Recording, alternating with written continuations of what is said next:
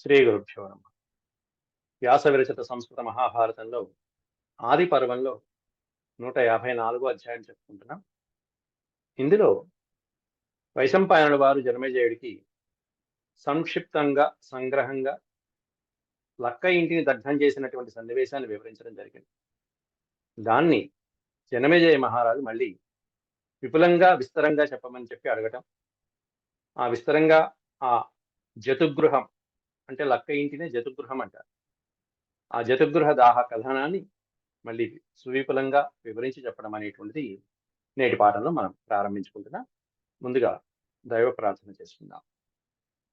ఓం శుక్లాంబరధరం విష్ణుం శశివర్ణం చతుర్భుజం ప్రసన్నవదనం ధ్యాయేత్ సర్వవిఘ్నోపశాంతయే. వ్యాసం వసిష్ఠనప్తారం శక్తేః పౌత్రమకల్మషం పరాశరాత్మజం వందే సుకతాతం తపోనిధిం. వ్యాసాయ వ్యాసరూపాయ విష్ణవే నమో వై బ్రహ్మనిధయే వాసిష్ఠాయ నమో నమః. నారాయణం నమస్కృత్య నరం చైవ నరోత్తమం దేవీం సరస్వతీం వ్యాసం తతో జయముదీరయే. వ్యాస భారతంలోని 154 అధ్యాయం ఆది పర్వంలో. ఇందులో మనం ఇప్పటి వరకు కూడా 19 శ్లోకాలు మనం పూర్తి చేసుకున్నాం. సంగ్రహేణ జతుగృహ దాహ కథనం. దాహం అంటే దగ్ధం చేయటం. లక్క ఇంటిని దగ్ధం చేసినటువంటి కథనాన్ని ముందు సంగ్రహంగా చెప్పారు వైశంపాయనుల వారు. పునర్విస్తరేణ జతుగృహ దాహ కథన ఆరంభ దుర్యోధన ధృతరాష్ట్ర సంవాద. కాబట్టి విపులంగా విస్తరించి చెప్తున్నప్పుడు ఈ దుర్యోధన ధృతరాష్ట్రులిద్దరికీ కూడా పాండవుల యొక్క సంపద చూసి ఏ విధంగా అసూయ కలిగింది, పాండవుల్ని ఇక్కడి నుంచి ఎలా పంపించేయాలనిపించింది అనేటువంటిది చెప్పడం ప్రారంభిస్తున్నారు వైశంపాయనుల వారు. నిన్నటి పాఠంలో మనకి 13, 15, ఇక్కడ 18 శ్లోకాలు 20 శ్లోకాల వరకు చెప్పుకున్నాం.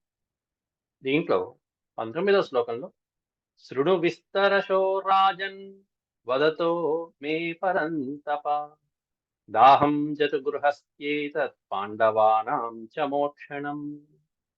వైశంపాయనుల వారు జనమేజయ మహారాజుకు చెప్తూ విస్తరశో రాజన్, విస్తారంగా చెప్తున్నటువంటి ఈ కథని విను రాజా.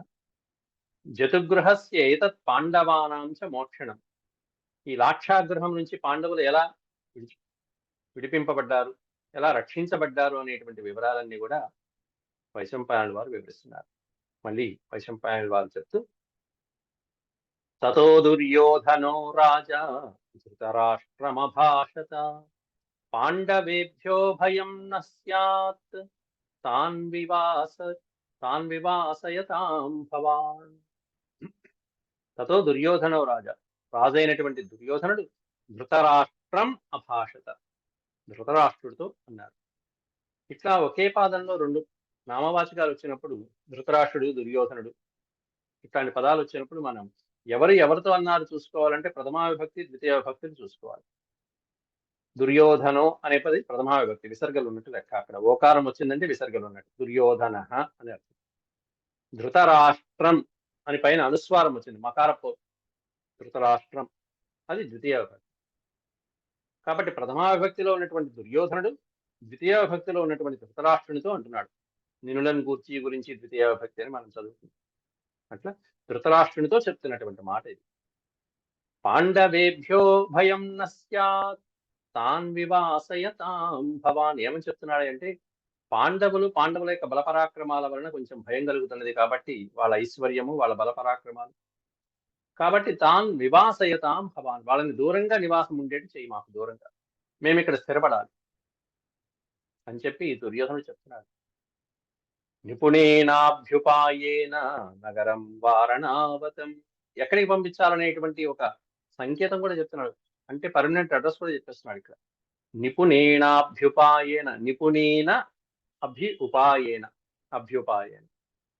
నిపుణుల చేత సూచించబడినట్టుగా ఒక మంచి ఉపాయమైనటువంటి విధంగా మనం ఇక్కడి నుంచి వాళ్ళని దూరంగా వారణాసికి దగ్గరలో ఉన్నటువంటి వారణావతం అనేటువంటి నగరానికి పంపించేద్దాం. పాండవుల్ని కుంతీ సమేతంగా తల్లితో పాటుగా పంపించేద్దాం. ఇది ఒకటే మార్గం నాన్న అన్నాడు దుర్యోధనుడు. ధృతరాష్ట్రస్తు పుత్రేణ శ్రుత్వా వచనమీరితం ముహూర్తమివ సంచింత్య దుర్యోధనమధాబ్రవీత్. కానీ ధృతరాష్ట్రుడు మాత్రం దుర్యోధనుడు చెప్పిన దానికి శ్రుత్వా విని వచనమీరితం, ఈరితం, ఈరితం అంటే పలకటం, వచనమీరితం ఈ విధమైనటువంటి వచనాలు పలుకుతున్నాడు. ఏమనంటే ముహూర్తమివ సంచింత్య, వెంటనే చెప్పకుండా ఒక క్షణకాలం పాటు ఆలోచించుకున్నాడు ధృతరాష్ట్రుడు. ఇది సమంజసమేనా, చేయొచ్చా చేయకూడదా, చేయగలమా లేదా, చేస్తే పరిస్థితి ఏంటి, మన పరిస్థితి ఏంటి అనేటువంటివన్నీ సంచింత్య, చింత్య అంటే ఆలోచించడం, సంచింత్య బాగుగా ఆలోచించుకున్నాడు. ముహూర్తమివ సంచింత్య దుర్యోధనమదాబ్రవీత్, దుర్యోధనుడితో తండ్రి అయినటువంటి ధృతరాష్ట్రుడు చెప్తున్నాడు. ధర్మనిత్య సదా పాండు తథా ధర్మపరాయణః సర్వేషు జ్ఞాతిషు తథా మయి త్వాసీత్ విశేషతః. మా సోదరుడు పాండురాజు, ధృతరాష్ట్రుడు తన సోదరుడైన పాండురాజు గురించి చెప్తున్నాడు. ధర్మనిత్య సదా పాండు, మా సోదరుడైనటువంటి పాండురాజు సదా ధర్మనిత్య, సదా అంటే ఎల్లప్పుడూ ధర్మంతో ఉండేటువంటి వాడు, నిత్యము ధర్మాన్ని తప్పకుండా ఉండేటువంటి వాడు నా సోదరుడైన పాండురాజు. తథా ధర్మపరాయణ, ధర్మములందే పరాయణుడైన వాడు, ధర్మములందే చిత్తము కలిగినటువంటి వాడు, మనసు కలిగిన వాడు. సర్వేషు జ్ఞాతిషు, మొత్తం జ్ఞాతులందరిలో కల్లా, తన వారందరిలో కల్లా, తథా మయి త్వాసీత్ విశేషతః, నా యందు మిక్కిలి ప్రేమ పాత్రుడిగా వ్యవహరించినటువంటి వాడు పాండురాజు. విశేషతః మయి, మయి అంటే నా యందు మిక్కిలి ప్రేమ పాత్రతతో వ్యవహరించినటువంటి వాడు నా సోదరుడైనటువంటి పాండురాజు. నాకు చెప్పకుండా ఏ పని చేసేవాడు కాదు. నాసౌ కించిత్ విజానాతి భోజనాది చికీర్షితం, చివరికి తాను చేసేటువంటి భోజనం కూడా నాకు చెప్పి చేసేవాడు. భోజన ఆది చికీర్షితం, ఏ కార్యమైనా సరే అన్నగారైనటువంటి ధృతరాష్ట్రుడికి చెప్పి చేయాల్సిందే, అది ధర్మనిత్యం. నాసౌ కించిత్ విజానాతి, నాకు చెప్పకుండా నాకు తెలియకుండా ఏ పని చేసేవాడు కాదు. భోజనాదుల దగ్గర నుంచి కూడా అన్నీ నాకు నివేదించేవాడు. నివేదయతి నిత్యం హి మమ రాజ్యం ధృతవ్రతః, నిత్యం నివేదయతి, ప్రతి నిత్యము తాను చేస్తున్నటువంటి రాజ్య సంబంధమైనటువంటి కృత్యాలు ఏవైతే ఉంటాయో ఆ కార్యక్రమాలన్నీ ధృతవ్రతః, వ్రతము అంటే నిష్ఠగా నియమంగా ఆచరించేటువంటి వాడు. ధృతవ్రతః, భరతుడు రాజ్య పరిపాలన అలాగే చేశాడు. పాదుకలు తీసుకువెళ్ళాడు, కానీ 14 సంవత్సరాలు కూడా అన్ని ప్రతిదీ సమస్తము పాదుకలకి చెప్పి చేశాడు భరతుడు. అట్ట ఇక్కడ పాండురాజు కూడా చేశాడు. నివేదయతి నిత్యం హి మమ రాజ్యం ధృతవ్రతః, అన్ని నాకు నివేదించి చేసేటువంటి వాడు, నాకు సమర్పించేవాడు. తీసుకొచ్చి ఎన్నో యుద్ధాలు చేశాడు, ఎన్నో విజయాలు చేశాడు, అవన్నీ సంపదంతా తీసుకొచ్చి నాకు సమర్పించేవాడు, తానేం గ్రహించేవాడు కాదు. అట్లాంటి పాండురాజు యొక్క కుమారుడు ఈ యుధిష్ఠిరుడు. తస్య పుత్రో యథా పాండు తథా ధర్మపరాయణః గుణవాన్ లోక విఖ్యాత పౌరవాణాం సుసమ్మతః. అట్లాంటి పాండురాజుకి, గుణ సంపదలు కలిగినటువంటి పాండురాజుతో సమానమైన గుణాలు కలిగిన వాడు ఈ ధర్మరాజు, ఈ యుధిష్ఠిరుడు. తస్య పుత్రో యథా పాండు, యథా అనేది వచ్చింది అంటే పక్కన తథా అని వస్తుంది, యథా తథా. ఆ పాండురాజు ఎటువంటి వాడు, తథా ధర్మపరాయణ, అటువంటి ధర్మపరాయణుడైనటువంటి వాడు. గుణవాన్ లోక విఖ్యాత, గుణవంతుడైనటువంటి వాడు, లోకంలో సుప్రసిద్ధుడైనటువంటి వాడు. ఖ్యాతి అంటే కీర్తి, లోక విఖ్యాత అంటే లోకంలో సుప్రసిద్ధత పొందినటువంటి వాడు, గొప్ప కీర్తిని గణించినటువంటి వాడు. పౌరవాణాం సుసమ్మతః, సమ్మతః అనే పదానికి అర్థం అంగీకరించబడడం. పౌరవాణాం సుసమ్మతః అంటే పౌరులందరి చేత అంగీకరించబడినటువంటి వాడు ధర్మనందనుడైనటువంటి యుధిష్ఠిరుడు. పాండురాజు ఎలా అయితే ధర్మాత్ముడో, అతడి కుమారుడైనటువంటి ధర్మసుతుడు ధర్మరాజు పౌరులందరి చేత సమ్మతించబడినటువంటి వాడు, అంగీకరించబడినటువంటి వాడు. అట్లాంటి వాడిని మనం ఈ విధంగా ఎలా పంపించగలం? స కథం శక్యతే అస్మాభిరపాకర్తుం బలాదితః. అపాకర్తం అనే పదానికి అర్థం ఏంటంటే దూరం చేయడం, అపాకర్తం దూరం చేయడం. అట్లాంటి వాడిని ఏ కారణాలు లేకుండా కుటుంబాన్నంతా కూడా ఇక్కడి నుంచి ఎలా దూరం చేయగలము? కథం కథం శక్యతే. శక్యత అంటే సాధ్యమవుతుంది.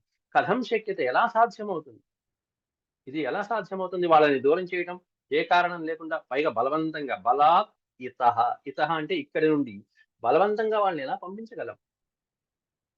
పైగా పితృపైతామహాద్రాజ్యాత్ సహాయో విశేషతః. పితృ పైతామహాలు, తండ్రులు, తాతలు, ముత్తాతల దగ్గర నుంచి అతనికి విశేషమైనటువంటి సహాయ సహకారాలు ఉన్నాయి. ఎవరికి అంటే పాండురాజుకి, పాండురాజు యొక్క తనయులైనటువంటి యుధిష్ఠిరుడు మొదలైన వారు. పంచపాండవుల ఐదుగురికి విశేషమైనటువంటి బలం ఏమిటంటే వెనకాల సపోర్ట్ ఎవరై అంటే పితృ పైతామహాద్రాజ్యాత్. తాత ముత్తాతల నుండి సంక్రమించినటువంటి అటు అర్ధబలం గాని, అంగబలం గాని ఇవన్నీ ఉన్నాయి ధర్మరాజుకి వెనకాల. పాండురాజు వెళ్ళిపోయాడంటే పాండురాజు తదనంతరం యుధిష్ఠిరుడికి దక్కుతాయి. ఇవన్నీ అందరికీ తెలిసిన విషయం. కాబట్టి భృతాహి పాండునా మాత్యా అమాత్యా బలం చ సతతం భృతం. భృతాహి పాండున అమాత్యా బలం సతతం భృతం.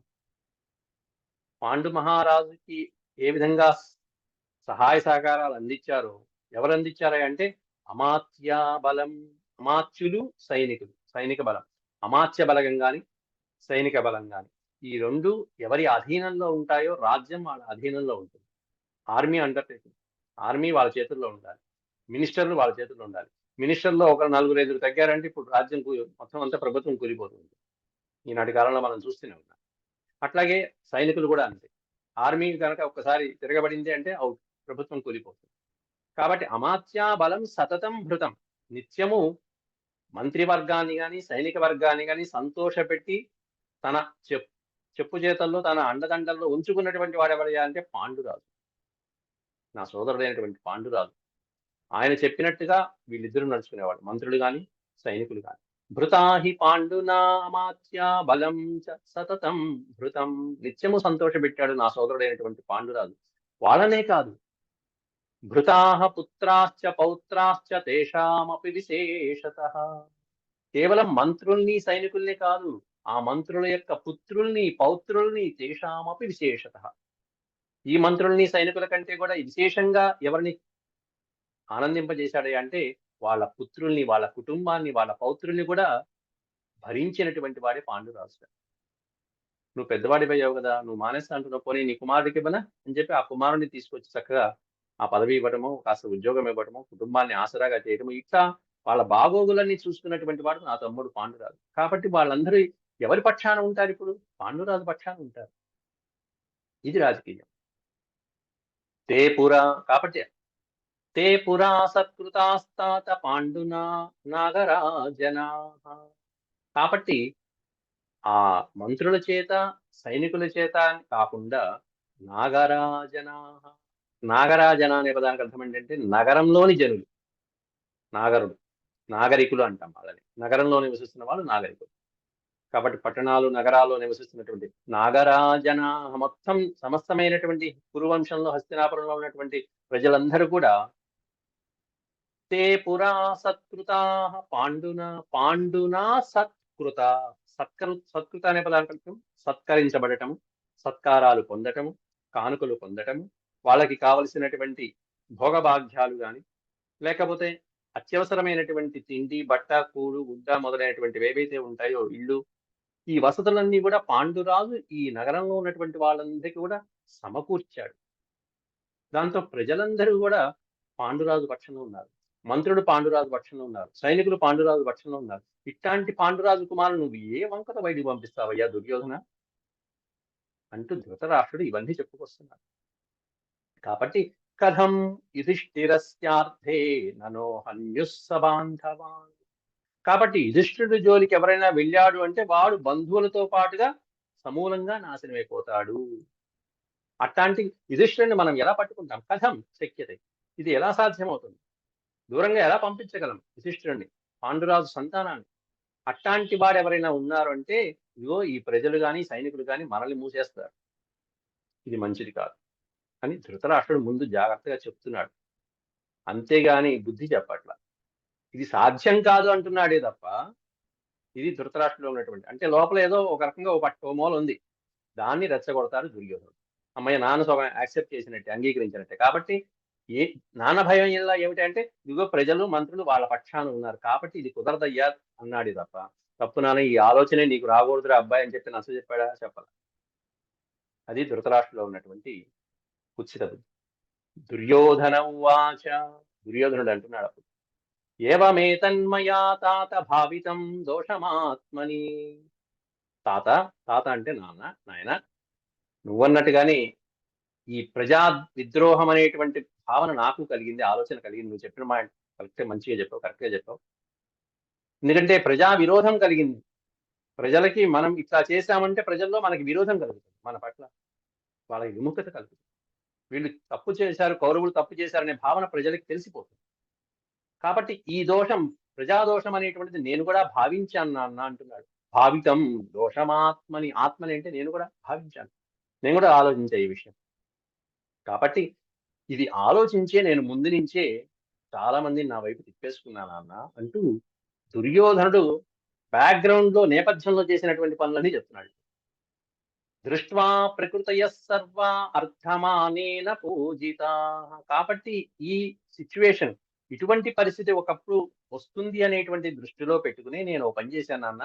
ప్రకృతయ సర్వా, సర్వా ప్రకృతయ, ప్రాణికోటినంతటిని కూడా, అంటే ప్రజలలో గాని లేకపోతే మంత్రుల్లో గాని సైనికాదులు గాని వీళ్ళందరినీ నేను వచ్చినప్పటి నుంచి ఏం చేశానంటే అర్ధమానేన పూజిత, వాళ్ళందరికీ అర్థంతోనూ మానంతోనూ పూజితా సత్కృతా. పూజిత అంటే సత్కారం చేశారు. ఎవరికి ఏది కావాలంటే అది ఇచ్చేశాను నాన్న, డబ్బుతోనూ దానాలతోనూ. అర్థము మామూలుగా ధర్మార్థ కామాలు డబ్బు ప్రధానం. చతురోపాయాలను ఉంటాయి, ఉపాయాల్లో సామదాన భేద దండలు, దాంట్లో దానోపాయము ప్రధానమైనది. ఈ దానం ఇవ్వటంలో రకరకాలు, మళ్ళీ వాళ్ళకి ఎట్లా కావాలని.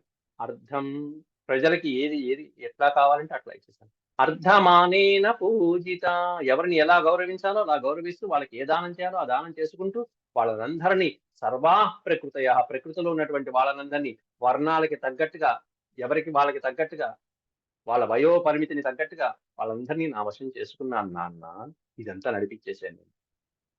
కాబట్టి ధ్రువమస్మత్ సహాయాస్తే భవిష్యంతి ప్రధానత. కాబట్టి ప్రధానమైనటువంటి పక్షంలో ఉన్నటువంటి వాళ్ళందరూ కూడా ధ్రువం తప్పకుండా అస్మత్ సహాయాస్తే భవిష్యంతి. తే అంటే వాళ్ళందరూ కూడా నాకు సహాయంగా నిలుస్తారు. ధర్మరాజు కంటే కూడా నాకు సహాయంగా నిలుస్తారు.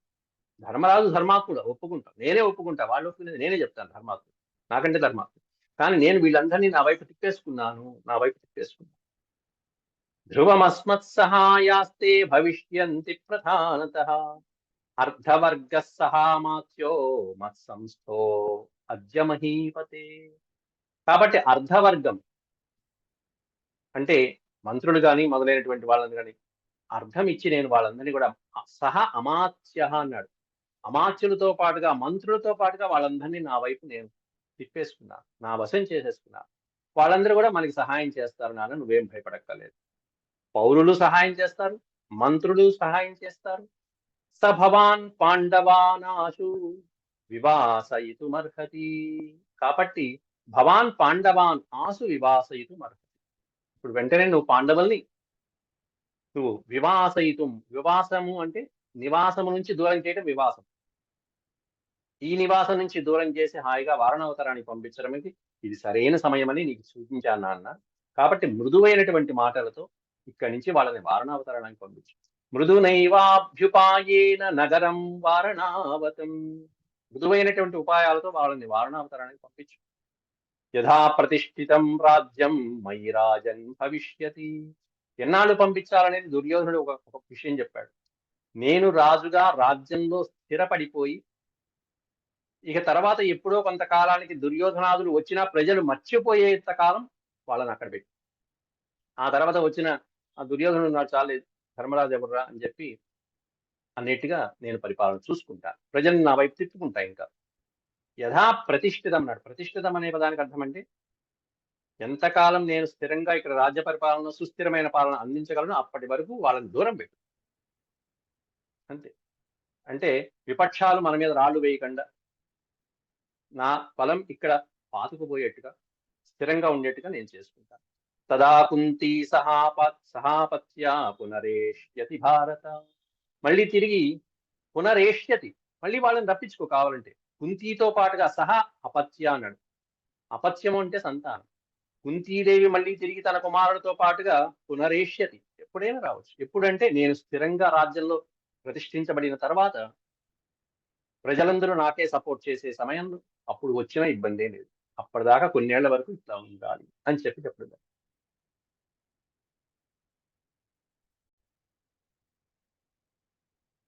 కాబట్టి అట్లా ప్రజలని, మంత్రులని, సైనికాధికారుల్ని తన చెప్పు చేతల్లో తిప్పుకునేంత వరకు కూడా, తన రాజ్యం సుస్థిరమయ్యేంత వరకు కూడా పాండవుల్ని దూరంగా పెట్టడం అనేటువంటి దుర్యోధనుడి యొక్క ఆలోచన ఇక్కడ. ఇప్పుడు కొన్ని సందర్భాల్లో కైకేయి రామాయణంలో కైకేయి 14 సంవత్సరాలు కోరుకున్నది. 14 సంవత్సరాలు ఎందుకు కోరుకున్నది? 10 సంవత్సరాలు కోరుకోవచ్చు కదా, 5 సంవత్సరాలు కోరుకోవచ్చు కదా, లేకపోతే 20 కోరుకోవచ్చు కదా అనేటువంటిది కొంతమంది ప్రశ్నిస్తారు. ఆ నియమం ఏమిటి అని. దేనికంటే ఈ 14 సంవత్సరాలు, 10 సంవత్సరాల పైన కనీసం ఎవరైనా రాజ్య పరిపాలన చేస్తే అప్పటి వరకు వాళ్ళు సుస్థిరత ఏర్పడిపోతుంది రాజ్యం కానీ, అంటే ప్రజలు కానీ మిగతా వాళ్ళందరూ కూడా తన వైపు హాయిగా డైవర్ట్ అయిపోతుంటారు. సులభంగా తిప్పుకోవచ్చు తన వైపు. 5 ఏళ్ళు పరిపాలన సరిపోకపోవచ్చు, 10 ఏళ్ళు సుస్థిరమైనటువంటి ఏర్పాటు చేసుకోవడానికి ఒక కాల పరిమితి అనేటువంటి అవసరం 10 ఏళ్ళ తర్వాత. కాబట్టి అక్కడ ఆ విధమైనటువంటి నియమాలు పెట్టడం. ఇక్కడ కూడా అన్ని సంవత్సరాలని చెప్పకుండా నేను ఈ విధంగా పరిపాలనలో సుస్థిర ఏర్పాటు చేసుకునేంత వరకు కూడా పాండవుని దూరంగా పెట్టాలి అని చెప్పి దుర్యోధనుడు అడుగు. అప్పుడు ధృతరాష్ట్రుడు చెప్తున్నాడు, దుర్యోధన మమాప్యేతత్ హృది సంపరివర్తతే. ఇక్కడ ఈ పదం సంధి చేసేటప్పటికి హృది అనే పదం వస్తుంది విడతీస్తే. దుర్యోధన, ఓ దుర్యోధన పుత్ర, మమాపి ఏతత్ హృది సంపరివర్తతే. నీకే కాదయ్యా, నాకు ఉంది హృదయంలో ఈ ఆలోచన అని ధృతరాష్ట్రుడు ఇప్పుడు బయట పెడుతున్నాడు. ఇందాలు ఏమన్నా అయ్యో అది ఎలా కుదురుతుంది, ఇది ఎలా కుదురుతుంది అన్నాడు. కానీ హృదయంలో ఉన్న మాట ఇప్పుడు దుర్యోధనుడు చెప్తున్నాడు. నాకు కూడా ఈ ఆలోచన ముందుంది, బయటకి వాళ్ళని దూరంగా పంపించాలనే ఆలోచన ఉంది. హృది సంపరివర్తతే. కానీ మీ అంత క్రూరంగా నేను పైకి చెప్పలేకపోతున్నాను, అంతే. క్రూరమే అది. అంటే ఉన్నది ఉన్నట్టుగా లోపల ఉన్నటువంటి దుర్బుద్ధిని ఈ విధంగా బయటపెట్టడం క్రూరమే, పాపమే. అభిప్రాయస్య పాపత్వా నైవం తు వివృణోమ్యహం. వివృణోమి అహం, వివరించడం. నేను నీలాగా వివరించలేకపోయాను, అంతేనయ్యా తేడా. ఏమిటంటే పాపాత్, ఈ పాపపు బుద్ధిని నీలాగా నేను బయట పెట్టలేకపోయాను. అంతే, నువ్వు బయట పెట్టావు, నేను బయట పెట్టలేకపోయాను. తండ్రి కొడుకులు ఇద్దరిద్దరే సరిపోయారు. అభిప్రాయస్య పాప నైవం తు వివృణోమ్యహం. నువ్వు చెప్పినటువంటి విధంగా నేను ఈ పాపపు కృత్యాన్ని, ఈ బుద్ధిని, పాపపు బుద్ధిని నేను వివరించలేకపోయాను. నాకు కూడా కానీ హృదయంలో ఉంది. మన ఇద్దరం సరిపోయాం. కాకపోతే నచ భీష్మో నచ ద్రోణో నచ క్షత్తా న గౌతమః వివాస్యమానాన్ కౌంతేయాన్ అనుమంస్యతి కర్హిచిత్. అనుమంస్యతి కర్హిచిత్. వాళ్ళు అనుమతించరయ్యా వీళ్ళని పంపిస్తే. ఎవరు అనుమతించరు? అది వీడి భయం. ఎవరు అనుమతించారంటే భీష్మాదులు, భీష్మ, ద్రోణ, కృపాచార్య, విదురాదులు మొదలైనటువంటి వాళ్ళు అసలు పంపించడానికి ఒప్పుకోరు. పాండవుల్ని దూరం పంపించడం ఏమిటి, నువ్వేరు వాళ్ళు వేరునా అని చెప్పి కేకలేస్తారు మనల్ని. ఇప్పటి వరకు సమానంగా చూశారు వాళ్ళు. సమాహి కౌరవేయాణం వయం తే చైవ పుత్రక నైతే విషమమిచ్చేయు ధర్మయుక్త మనస్వినః. ధర్మయుక్త మనస్వినః, ధర్మయుక్తులైనటువంటి వాళ్ళు, మనస్వి అయినటువంటి వాళ్ళు, చక్కటి హృదయం కలిగినటువంటి వాళ్ళు, ధర్మయుక్తులైనటువంటి ఆ మహానుభావులు, ఆ పెద్దవాళ్ళందరూ కూడా కౌరవుల్ని, పాండవుల్ని సమానంగా చూసేటువంటి వాళ్ళు. సమాహి కౌరవేయాణ. కురువంశంలో పుట్టినటువంటి పాండురాజుని గాని, ధృతరాష్ట్రుని గాని, లేకపోతే వీళ్ళ పుత్రుల్ని గాని, పౌత్రుల్ని గాని, వీళ్ళందరూ కూడా సమానంగా చూడగలిగినటువంటి మహానుభావులైనటువంటి వాళ్ళు, ధర్మయుక్తులైనటువంటి వాళ్ళు. కాబట్టి ఈ విషమమైనటువంటి సాంప్రదాయాన్ని గాని, ఇటువంటి పద్ధతుల్ని గాని వాళ్ళు అంగీకరించరు. తే వయం కౌరవేయాణం ఏతేషాం చ మహాత్మనాం కథం నవధ్యతాం తాత గచ్చామ జగతస్తథా. కాబట్టి మనం ఏ విధమైనటువంటి పన్నాగాలతో ఉపాయాలతో కానీ పాండవుల్ని మనం దూరంగా పంపించామో, వధ్యతాం తాత, మనం శిక్షించబడతాం వాళ్ళ చేతులు, మనం బంధించబడతాం, మన పరిస్థితి అగమ్య గోచరం అయిపోతుంది, మన జీవితానికే క్వశ్చన్ మార్క్ అయిపోతుంది. కాబట్టి ఇది ప్రశ్నార్థకమైనటువంటి, ఈ విధంగా చేయడానికి యుక్తం కాదని చెప్పేస్తున్నాడు. ఇవన్నీ ఆలోచించుకున్నా నా హృదయంలో ఉంది, కానీ నేను వీళ్ళకి వెనకాడుతున్నాను వీళ్ళని చూసి అని చెప్తే దీనికి కూడా ఒక సమాధానం చెప్తున్నాడు దుర్యోధనుడు. భలే వాడివి నాన్న, వీళ్ళందరికీ ఒక ప్లాన్ చూడు నేనేం చెప్తున్నాను అని దుర్యోధనుడు చెప్తాడు. దీంట్లో భీష్మ పితామహుడి యొక్క ప్రవర్తన ఎలా ఉంటుంది, ఆయన నేచర్ ఎలా ఉంటుంది, ఆయన స్వభావం ఎలా ఉంటుంది, భీష్ముడు ఉంటే ద్రోణాచార్యుడు ఎలా ఉంటాడు, ద్రోణాచార్యుడు ఉంటే కృపాచార్యుడు ఎలా ఉంటాడు, ఆ వివరాలు చెప్తున్నాడు ఇక్కడ. మధ్యస్థస్తతం భీష్మో ద్రోణపుత్రో మయి స్థితః. భీష్మాచార్యుడు ఎప్పుడు కూడా సతతం మధ్యస్థుడుగా ఉంటాడు. ఇటు పాండవులకి హై సపోర్ట్ చేయడు, కౌరవులకి హై సపోర్ట్ చేయడు. ఈయన మధ్యస్థంగా ఉండేటువంటి మనిషి కాబట్టి ఇంతో మనకి భయం లేదు. ఒక్కోసారి పాండవుల్ని సపోర్ట్ చేస్తాడు, నువ్వు ఒక్కసారి గద్దించి సభలో అదించు తాతయ్య అలా అంటావు, నేను నీ మనవని కాదా అనగానే నువ్వు నా మనవడే రా అబ్బాయి అంటాడు. ఇటు అంటాడు. మధ్యస్థంగా ఉండేవాడు కాబట్టి ఆయనతో సంబంధం లేదు. ఇక ద్రోణాచార్యుడు ద్రోణపుత్రో మయి స్థితః. ద్రోణాచార్యుడి కుమారుడైనటువంటి అశ్వత్థామ నాకు స్నేహితుడు, నా కోసం ప్రాణాలైనా ఇస్తాడు. కాబట్టి ద్రోణపుత్రుడైనటువంటి వాడు అశ్వత్థామ ఎటువైపు ఉంటే తండ్రి అయినటువంటి ద్రోణాచార్యుడు అటే ఉంటాడు, భీష్ముడు ఎటువైపు ఉంటే ద్రోణాచార్యుడు అటే ఉంటాడు. ఇంకా చెప్పాలంటే యతః పుత్రస్తతో ద్రోణః భవితా నాత్ర సంశయః. అత్ర నా సంశయః, ఈ విషయంలో సందేహమే లేదు నాన్న. యతః పుత్రః తతో ద్రోణః. పుత్రుడు ఎటువైపు ఉంటే, ఏ పక్షాన ఉంటే ద్రోణాచార్యుడు, తండ్రి అయినటువంటి ద్రోణాచార్యుడు కూడా అటువైపే ఉంటాడు. కాబట్టి అశ్వత్థామ నా పక్షాన ఉన్నాడు కాబట్టి ద్రోణాచార్యుడు వారు కూడా నా పక్షానే ఉంటారు, సందేహం లేదు. అంతేకాకుండా ద్రోణం చ భాగినేయం చ నసత్యక్షతి కర్హిచిత్. ద్రోణం చ భాగినేయం చ, ద్రోణాచార్యుని విడిచిపెట్టి, భాగినేయుడు అంటే మేనలుడు, మేనలుని విడిచిపెట్టి కృపాచార్యుడు వారు వేరే పక్షానికి వెళ్ళారు. ద్రోణం చ భాగినేయం చ నసత్యక్షతి కర్హిచిత్ క్షత్తార్థబద్ధస్మాకం ప్రచ్ఛన్నం సంయతః పరైః నచైకః సమర్థోస్మాన్ పాండవార్థే అధిబాధితుం. కాబట్టి భాగినేయుడైనటువంటి మేనల్లుడిని విడిచిపెట్టి, ద్రోణాచార్యుని విడిచిపెట్టి కృపాచార్యుడు, ఈ ప్రధానమైనటువంటి నలుగురు నా పక్షాన ఉన్నారు. ఇంకా కర్ణుడు, వీళ్ళ గురించి చెప్పక్కర్లేదు, నా 100 మంది సోదరుడు నా పక్షానే ఉన్నారు, కర్ణుడు నా పక్షానే ఉన్నాడు. కాబట్టి ప్రధానమైనటువంటి వాళ్ళందరూ నా పక్కనే ఉన్నారు. ప్రచ్ఛన్నం సంయతః పరైః. కాబట్టి శత్రువుల్ని ఇక్కడి నుంచి పంపించడానికి ఇది సరైన సమయం నాన్న. ఇక మిగిలింది ఎవరయ్యా అంటావా, విదురుడు ఒక్కడున్నాడు. ఒక్కడే ఏం చేయగలడు, ఎప్పుడు కూడా ఏమి చేయలేడు. నచ ఏకః న, ఒక్కడి వల్ల ఏది కాదు. నచ ఏకః సమర్థో అస్మాన్ పాండవార్థే అధిబాధితుం. తప్పకుండా విదురుడు పాండవ పక్షమే అని రాసిచ్చేస్తున్నాడు ఇక్కడ దుర్యోధనుడు. భీష్ముడు అలా రాసివ్వలేకపోయాడు. భీష్ముడు 2 పక్షాలు ఉంటాడు, విదురుడు మాత్రం ఒకే వైపు తిరుగుతాడు. ధర్మం ఎటు పక్షాన ఉంటుందో అదే విదురుడు, అంతే సమర్థం. కాబట్టి అంటే ఇక్కడ తనకు తానే చెప్పేసుకున్నాడు మన అధర్మ పక్షం అని చెప్పేసి. నచ ఏకః సమర్థో అస్మాన్ పాండవార్థే అధిబాధితుం. కాబట్టి విదురుడు ఒక్కడు అటు పక్కన ఉన్నా కూడా మనం ఏమి హాని కలిగించేవాడు కాదు. సువిశ్రబ్ద పాండుపుత్రాన్ సహ మాత్రా ప్రవాసయ. కాబట్టి మాత్రా సహ అన్నాడు, తల్లి అయినటువంటి కుంతీదేవితో పాటుగా పాండవుల్ని ప్రవాసాలకు పంపించేసి, దూరంగా పంపించే, ప్రవాసం అంటే దూరదేశం, దూర ప్రాంతాలైనటువంటి వారణావతరానికి పంపించేసి. వారణావతమజ్జైవ యథాయాంతి యథాకురు. ఎప్పుడు పంపించాలి, అజ్జైవ, ఈ రోజే, ఇప్పుడే, ఈ క్షణంలోనే పిలిపించు, రమ్మను, మాట్లాడి పంపించేసి, వాళ్ళని పంపించేసి అని చెప్పి దుర్యోధనుడు తన మాట నెరవేర్చడానికి తండ్రిని ఎన్ని రకాలుగా ఒప్పించాలో అన్ని రకాలుగా ఒప్పించేస్తున్నాడు. వినిద్రకరణం ఘోరం హృది శల్యమివార్పితం. ఈ పాండవులు వాళ్ళ బలాన్ని తలుచుకుని నిద్ర నాకు కరువైపోయింది నాన్న. వినిద్రకరణం, నిద్ర అనేదే లేదు నాకు.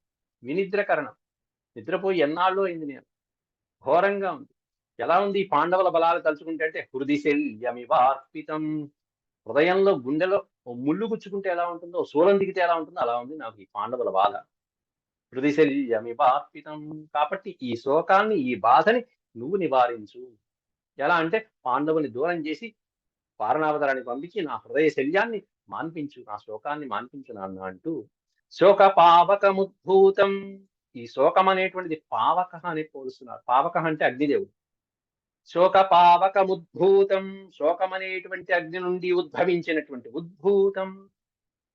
అట్టాంటి శోకం అనేటువంటి దావాగ్ని నుండి ఉద్భవించినటువంటి హృదయ శల్యాన్ని ఈ కర్మతో నాకు తొలగించి శాంతింపచేయి నాన్న. ఏ కర్మ అంటే వారణావతారానికి పంపించు. కర్మణైతేన నాశయ, ఏతేన కర్మణ నాశయ. ఈ కర్మ చేత నా బాధని తొలగించు నాన్న అంటూ కాళ్ళ వెళ్ళబడుతున్నాడు దుర్యోధను చేసేది లేక. ఇది శ్రీమన్మహాభారతే ఆది పర్వణి చతుర్గృహ పర్వణి చతుఃపంచాశదధికశతమోऽధ్యాయ సమాప్త. 154వ అధ్యాయం సమాప్తం. ఓం శాంతి శాంతి శాంతి. యదక్షరపద భ్రష్టం మాత్రాహీనం చ యద్భవేత్ తత్సర్వం క్షమ్యతాం దేవనారాయణ నమోస్తే. సర్వం శ్రీకృష్ణార్పణమస్తు. ఓం నమో భగవతే వాసుదేవాయ.